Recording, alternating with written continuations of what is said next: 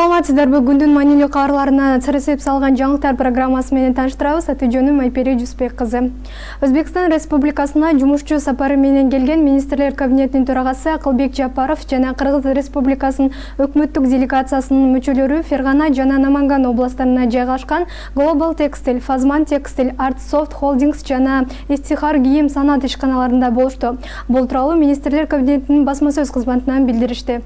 Global Textile фабрикасынын иши менен таанышуу учурунда Акылбек Жапаров жеңил өнөр жайы Кыргыз Республикасынын экономикасынын динамикалуу өнүгүп жаткан тармактарынын бири экендигин белгиледи. Муну эске алуу менен Өзбекстан Республикасынын текстиль өндүрүшүнө инвестицияларды жана заманбап технологиялык чечимдерди тартуу боюнча тажрыйбасы биз үчүн өтө маанилүү. Биз ошондой эле өзүбүздүн узак мөөнөттүү заказчиктерибиздин катарына сиздер жигердүү жана ийгиликтүү кызматташып жаткан дүйнөлүк брендтерди тартуу менен өнүгүүбүз керек деп билдирди министрлер кабинетинин башчысы. Белгилей кетсек, 2018-жылы ишке киргизилген Global Textile текстилдик ишканасы Өзбекстандагы дүйнөлүк сапаттагы жип жана трикотаж кездемелерин чыгаруу менен алектенген алдыңкы текстиль ишканаларынын бири болуп саналат. Андан соң министрлер кабинетинин башчысы жана Кыргыз делегациясынын мүчөлөрү Art Soft Holding жана Fazman Textile компанияларынын курамына кирген текстиль ишканасынын иши менен таанышып, ошондой эле республикадагы эркектердин кийимдерин өндүрүүчүлөр арасында лидер саналган Истихар кийим санаат ишканасынын жаңы өндүрүштүк комплексинин курулушу менен таанышты. Акылбек Жапаров жеңил өнөр жай ишканалары чыгарган продукциянын сапатын эл аралык сертификациялоонун маанилүүлүгүн белгиледи. Мамлекет жана биздин ишкерлер бул жагына басым жасашы керек. Тийиштүү программалык камсыздоо менен жабдылган заманбап сапат боюнча лабораториялар өз продукциясын башка өлкөлөргө экспорттоого ниеттенген бардык ишканалар үчүн милдеттүү иш атрибуту болуп калышы керек, деди ал. Белгилей кетсек, 2023-жылдын башында Кыргыз Республикасы менен Өзбекстан Республикасынын президенттеринин ортосунда жетишилген макулдашуулардын жыйынтыгы боюнча Кыргыз Республикасынын Жалал Абад облусунда текстиль өндүрүшүн түзүү боюнча кызматташуу жөнүндө макулдашууга кол коюлган. Анын алкагында Өзбекстан Кыргыз өнүктүрүү фонду тарабынан Fazman текстиль деңгээлине туура келген текстиль ишканасынын курулушуна 16 миллион АКШ доллары өлчөмүндө каражат бөлүнөт. Ал Жалал Абад облусунун Нокен районунда жайгашмакчы. Маалымдамада Fazman текстиль фабрикасы 2022-жылдын соңунда ачылган. Ал жылына 1 миллион данага чейин эркектер, аялдар жана балдар үчүн костюмдарды чыгарат. Экспорттун көлөмү жылына 15 миллион АКШ долларына бааланат. Наши другие предприятия материал берут, гарнитуры берут, все покупают, экспортируют $40. Они только экспорт услуг 30-40. Теманы улай Өзбекстан Республикасында жумушчу сапары менен жүргөн министрлер кабинетинин төрагасы Акылбек Жапаров Ташкент шаарындагы Тош электроаппарат ишканасындагы өндүрүштүк жана башкаруу процессин уюштуруу принциптери менен таанышты. Бул тууралуу министрлер кабинетинин басма сөз кызматы билдирди. Ишкананы кыдырууда белгилегендей, Тош электроаппарат компаниясынын продукциясын электр тармактары, электр өндүрүүчү, темир жол, токен мунай газ ишканалары кеңири колдонушат. Акылбек Жапаров өндүрүлүп жаткан продукциянын сапатын белгиледи. Алардын ассортиментинде түрдүү электр жабдуулар жана электр эсептегичтер кирет. Бизде Жалал Абад облусунда Ташкенттеги заводду керектөөчү көлөмдө комплектөөчү тетиктер менен камсыз кылууга жөндөмдүү ишканабыз бар, деди министрлер кабинетинин башчысы. Жана Кыргыз Республикасынын президентинин Жалал Абад облусундагы ыйгарым укуктуу өкүлүнө мындай кызматташуу мүмкүнчүлүгүн иштеп чыгууга тапшырмасын берди.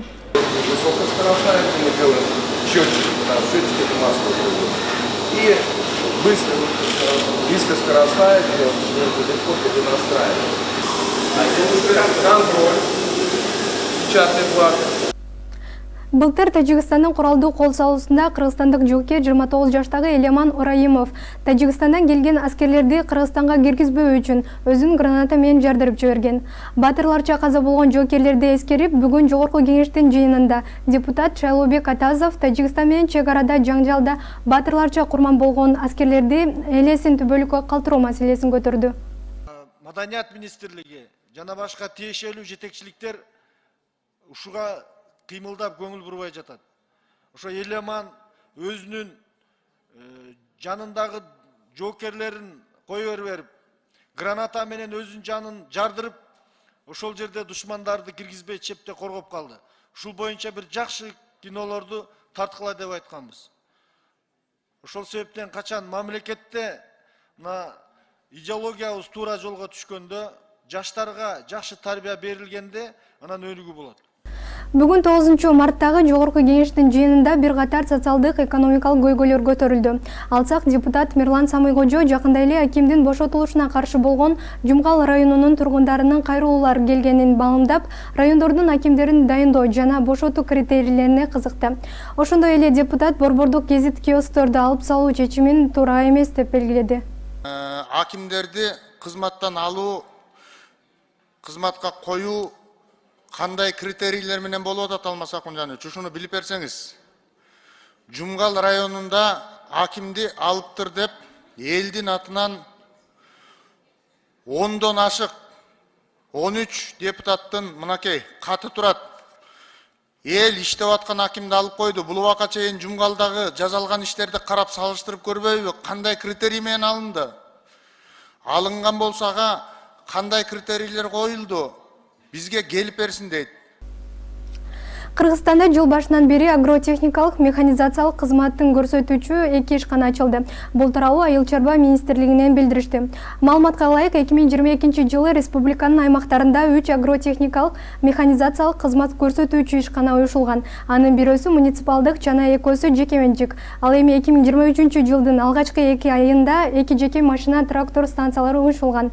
Ал эми Кыргыз Республикасынын өкмөтүнүн токтомуна кабыл алынгандан бери жалпысынан 127 машина трактордук станциялары уюшулуп, алардын 50 муниципалдык, 77 жеке менчик ишканасы болуп эсептелет. Жана алардын карамагында 2000ге жакын ар түрдүү үлгүдөгү айыл чарба техникалар бар деп айтылат маалыматта.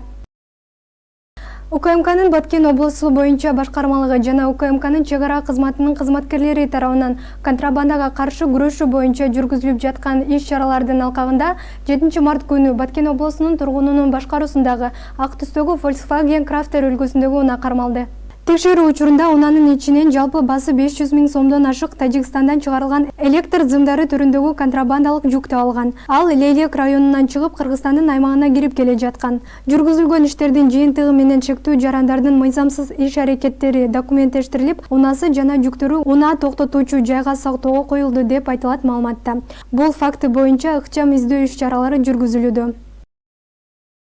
Кыргызстан профсоюздар федерациясынын Жалбат санаторийинин директорунун орун басары бейтаптардан системалуу түрдө акча каражат талап кылып кармалды. Бул тууралуу УКМКдан билдиришти. УКМКнын Жалбат облусу боюнча башкы башкармалыгы тарабынан кылмыш жаза кодексинин 208-беренесинин 2-бөлүгүнүн 4-пункту опузалап пара талап кылуу фактысынын негизинде козголгон кылмыш ишинин алкагында жүргүзүлгөн ыкчам издөө иш-чараларынын натыйжасында жогоруда аталган мекеменин директорунун дарылоо бөлүмү боюнча орун басары Жалбат санаториясынын бейтаптарынан акча талап кылып алып жаткан жеринен кармалган. Дарыланып жаткандардан кошумча медициналык процедураларды санаториялык китепте киргизүү үчүн акча талап кылуу менен системалуу түрдө алектенип жүргөндүгү аныкталды. Кармалган жаран УКМКнын тергөө камак жайынын убактылуу кармоочу жайына киргизилди. Тергөө иштери жүрүп жатат. Бүгүн 9 мартта саат 10:00 чамасында Айтматов жана Шлейцер көчөлөрүнүн кесилишинде жол кырсык катталып, 3 адам жабыркады. Бул тууралуу Бишкек шаардык милициясынын кайгылуу кызматынан билдиришти. Маалыматка ылайык, Mazda 6 үлгүсүндөгү унаанын айдоочусу түштүк тарапты көздөй бара жатып, Шлейцер көчөсүнүн кесилишинен Toyota Corolla менен кагылышкан. Кырсыктын кесепетинен 3 адам 2 унаанын айдоочулары, Mazda 6 унаасынын жүргүнчүсү жабыркаган. Учурда унаалар убактылуу кармоочу жайга киргизилип, экспертизалар дайындалды. 2024 жылы өтө турган Азия кубогунун тандоо турунун алкагында Кыргызстандын футбол боюнча кыздар курамасы Гуамдын командасын утуп алды. Кыргызстандын U20 курамасы Гуамды 2-0 эсебинде артта калтырды. Бишкектин Дөлөн Өмүрзаков атындагы стадиондо болгон беттеште Аделия Ахметбекова менен Медина Рыспекова гол киргизишти. Эскерте кетсек, кыздар арасындагы Азия кубогунун тандоо турунда Кыргызстан С тайпасында Австралия жана Гуамдын курамалары менен жайгашкан. Сиздер күндүн маанилүү жаңылыктар топтому менен тааныштыңыздар. Ушул жана башка жаңылыктарды биздин социалдык тармактардан окуй аласыздар. Амандыкта көрүшкөнчө.